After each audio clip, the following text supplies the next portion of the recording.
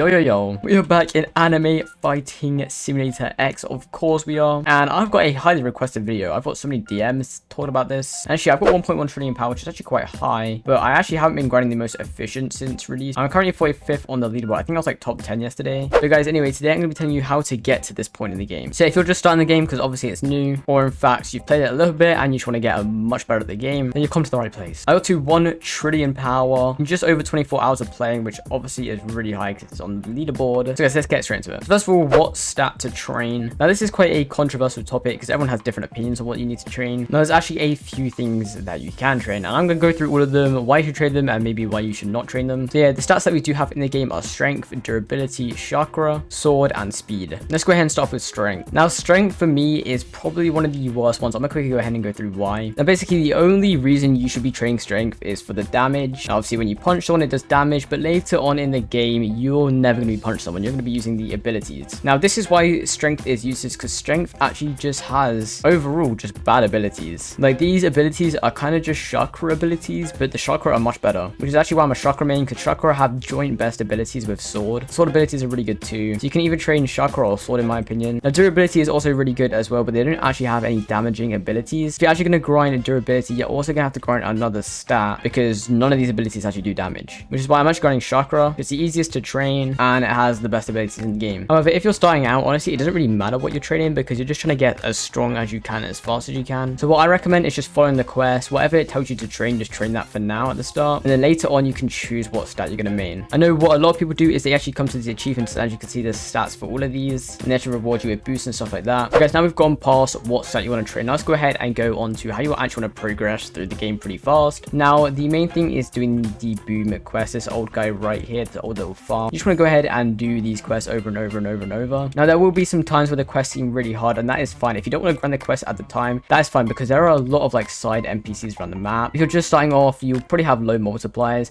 And if you literally come to like Ace here, his first quest will give you like 2,500 yen, which is like a lot of yen for the start. Guys, let me quickly go over the fastest way to get yen in each area, because yen is super important. I mean, you need yen to actually upgrade your multiplier so you can actually gain this fast. Just go ahead and go through all the areas. So actually in spawn, you actually want to head down these stairs down here, and you want to go ahead and talk to Inferno. Now the fastest way to get yen in this area is from Nomu. You're going to get 500 yen, which doesn't actually seem like a lot. What you want to do is come to Nomu. You can either find him on the map, or you can just come over here and he'll be just in the circle right here, as you can see. Actually, once you kill him, you do get a bit of yen, but you actually finish that quest. So all you do is come back to Inferno, claim the quest like so, then you've got 500 more yen, and the cooldown on the quest, as you see, there's a cooldown every time you beat a quest. It's like 15 seconds. It's not long at all. As you can see, I can go ahead and redo the quest now. Now there is one of these NPCs in each area that you can actually do. So as you can see on the map, we have the desert area. Now the desert area you can't actually do this on, because if you actually go to the quest guy, there is no third option. If there's no third option, the best option is going to be defeat 5 of an enemy. Now defeating 5 takes a lot longer than defeating 1, so that's why it's actually bad. So the second area after spawn is going to go ahead and be this ice area right here. Now as you can see, here's Kizura, the NPC that you got to talk to, and you got to defeat the Yeti. Now he gives 2,000 yen. He gives a lot more. He gives 4 times what Nomu would give. And on the map, all you got to do is just go ahead and track the Yeti, which is just over there, and just keep going back and forth until you get enough yen where you think your multiplier is high enough. The place after this is actually going to go ahead and be the Demon Slayer world, or like the jungle type area. You're going to go ahead and talk to Gaia, and you're going to go ahead and do the Arrow Demon. Now this gives 3,500 yen, so it's almost double as good as the Yeti. And with boost, this is 7,000 yen, by the way. And as you can see in the distance, he's just right there on my mouse. He's actually quite a lot harder to kill than the Yeti. He has a lot more health, and his abilities are harder to dodge. The Yeti's kind of easy because he doesn't have any long range abilities. He just kind of runs at you. So all you gotta do is dash away. But with this guy, he actually attacks back. And for the final world to go ahead and get yen the fastest is gonna be this area. I don't really know what you call it, but this is the Dragon Ball area. Now, as you can see, this is the best way to get yen. This is how I get yen still. You talk to Pickle, you go ahead and click on the same captain, and it's 5,000 yen. Now as you can see on my mouse, he is just over there. So all you gotta do is what my friend's doing right now. He just flies over, kills him, then comes back and does the quest over and over. And with a ×2 yen boost, this is 10,000. And when you actually get strong enough where your abilities do so much damage, you can probably kill him every 40 seconds, get a quest every 40 seconds, which is 10,000 yen in under a minute, which is extremely fast. You can get multipliers up really fast with that. Now this is actually going to lead me on to my next tip, which is how to use boosts efficiently. So you see, you're going to be getting a lot of boosts from your achievements here. Honestly, from any of these quests, you're going to get something, except from the champion champions one. But how I would use it is I would only use the yen boost when you're going to go ahead and do a grinding session on one of the NPCs. So if I was going to go ahead and use a yen boost, I would make sure to spend 30 minutes, the entire boost, grinding on Pickle on the NPC, which is going to be around 400,000 yen in 30 minutes. So when you're using a yen boost, you want to make sure you're using it to the full potential, because after you've claimed all these quests and all these yen boosts, there's no way of getting boosts unless you spend Robux. Now guys, my next tip is actually to do with the champions. Now I have Sage Naruto, which is actually 4 Robux in this shop right here. See, his stats are actually pretty good, but you don't need him or like any other mythical to get really good really fast. Honestly, they don't do too much. So what I would recommend is at least get an epic, and if you can get better than epic, because honestly it's not really hard to get this currency, try to get a legendary. Now as you see, I've got a bunch of legendaries here, and look, they aren't even that bad. They give like all the stats, they're actually pretty good, and they're actually going to help train quite a bit. And guys, my last tip, now this is actually quite helpful. It's actually a boss just spawned the Armored Titan. I actually forgot where the Armored Titan is. He's actually at the snow area, but Armored Titan actually have drop rewards. Now the rewards that they give are actually pretty good. They actually give a lot of Shikara, the purple gems. Well, they actually give drops like mounts, like this one right here. This is actually faster than the mounts you get from the quests. Or they can actually give accessories which actually do more damage. They can actually do other things, but I think they do more damage mostly. Now these are really good for taking out NPCs and stuff, of course, which helps get yen. Now honestly, all of these tips I've given you today, you can actually do them like all at once pretty much. If you implement them all together, you can literally get to 1 trillion strength in under 24 hours if you grind really hard. Now it doesn't mean everyone's going to get to 1 trillion, of course. You might do it slower than others, which is fine. Yeah, using these tips, this is like the most efficient way. Yeah, if you guys do find this helpful, be sure to drop a like and subscribe, and yeah, I'll see you guys all in the next video. Peace out, guys.